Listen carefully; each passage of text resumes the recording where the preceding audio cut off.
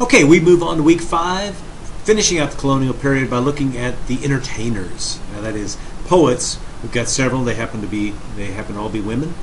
And then we have a couple of fiction writers who we won't read. You can read them if you want to, but we will at least understand them and know who they are and what they wrote, and just briefly what they're about, and they will be fair fodder for the exam. Okay? But I thought I'd be a really nice guy and read one of the poems to you for a couple of reasons. And so I'm going to turn to page 764. This is one of the Phillis Wheatley poems. It's the brief one. Sorry. It's a whole 8 lines long. You'll see it's in couplets. It's the lines rhyme A, A, B, B, C, C, and so on, D, D. I mean, that's the so on. But it's called On Being Brought from Africa to America.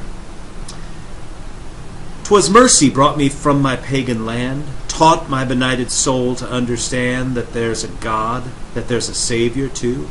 Once I redemption neither sought nor knew. Some view our sable race with scornful eye. Their color is a diabolic dye. Remember, Christians, Negroes black as Cain may be refined and join the angelic train. Okay, why did I read that? First of all, it is kind of remarkable to think of a slave poet telling you, wow, it was just mercy that I was kidnapped from Africa and brought to North America so that I could be a slave. I mean, that doesn't seem to fit with our normal story. Her reason for it is that, gee, if I hadn't gotten to America, I wouldn't have become a Christian. Well, you can say, well, at a girl, that's great, or you can say, well, that's just crazy stuff. That's up to you. But that is what she's saying. But I wanted to point a couple of things out. First of all, the way it was read. As you read poetry, it is, I think, important to try to read it as it was originally written, to look at the commas and pause on them, to get a sense of the inflections, and to pace it so that it comes out of your mouth. And I would really encourage you as much as you can to read it aloud, or at least hear it in your mind. But if you do that, you're gonna get the sense of it much more strongly, and you'll understand why the writer wrote it the way that, in this case, she did.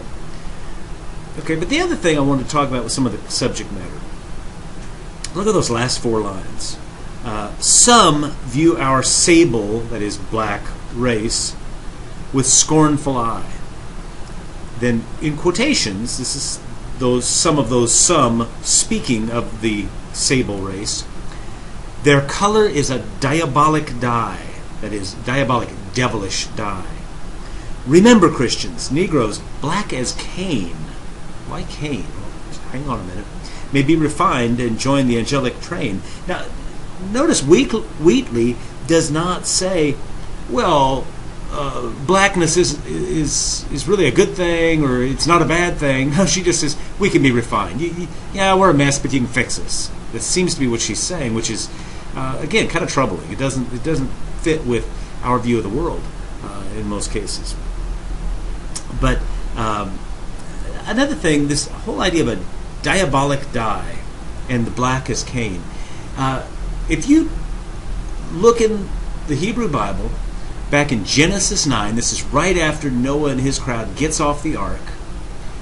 It's starting in verse 18, a really strange story that I don't care how long you went to Sunday school, you probably didn't hear this story taught in Sunday school, gets told. In the story, Noah plants a vineyard, okay? And this must have taken several years because of how long it takes to get grapes and make wine. But Noah planted a vineyard, grew some grapes, took the grapes, made wine, fermented it. I guess that's how you make it into wine. And then he drank it, and he got drunk.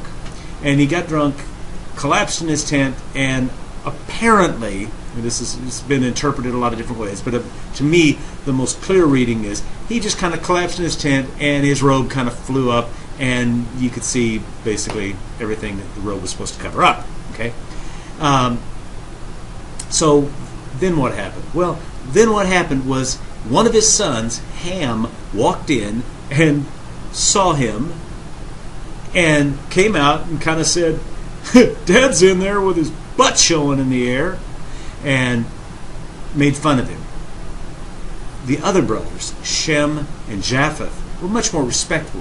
They came in, they didn't even look at their father, they had a blanket up and walked backwards, just, looking enough that they could see, I guess, and they threw the blanket over and covered Dad up. When Dad woke up, he found out what Ham had done, he found out what Shem and Japheth had done, and he was ticked.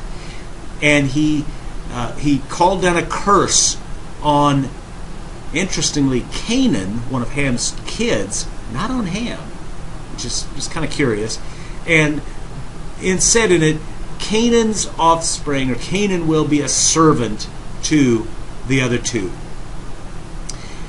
This idea was taken and embellished and expanded and drawn out of proportion to create something called the curse of Ham, which was the idea that when that curse was given, first of all the offspring of Ham for the rest of eternity were supposedly to be slaves, and that they were cursed with black skin. Now, if you read it, go get a Bible, read it, look in the book of Genesis, you're not going to find any mention of black skin there. But that got taken as part of the story. Well, one aspect of the story, one interpretation of that was, no, it wasn't exactly that they turned black after that. That's one interpretation, was it just like magically turned black. They said, no, you see, Cain, the murderer, the son of Adam and Eve, he was given a mark. Well, that was black skin. Well, naturally, all of the offspring of Cain would have black skin. Well, you see, Ham married a descendant of Cain. Now, that's not in the Bible, but that was the interpretation that was given. Therefore, all of Ham's kids had black skin, had that mark. Okay, so that's where we get this idea of black as Cain, and also this diabolic dye. This isn't just something that just happened to have some pigmentation that got darker. No, it was a mark that set the African races aside as slaves. That was the interpretation. It was a very common interpretation from this time, and basically from the time that, conveniently enough, Europeans started wanting to enslave Africans. This became a very popular interpretation, and it lasted way up into the 20th century in America. You can guess in what part of the country it was really popular. But you can find very, very, very well-educated, respectable Christian ministers who preached on this as if it were absolute truth. They didn't apparently read the text they were preaching on. It's kind of amazing. So I mention this not because it's so incredibly fascinating in this one poem, but because this is something that pops up now and again. We see it in places like Moby Dick. I see it in James Fenimore Cooper's Last of the Mohicans.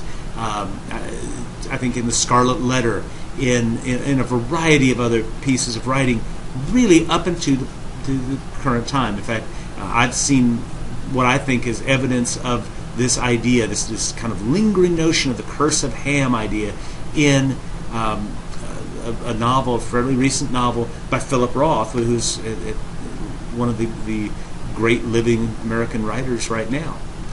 So anyway, I wanted to share that. A lot of other stuff to read. I hope you'll enjoy some of it. It's a little hard going, but it will pay off if you read it patiently and give it your best. Okay? Have a great week, and I will talk to you next time.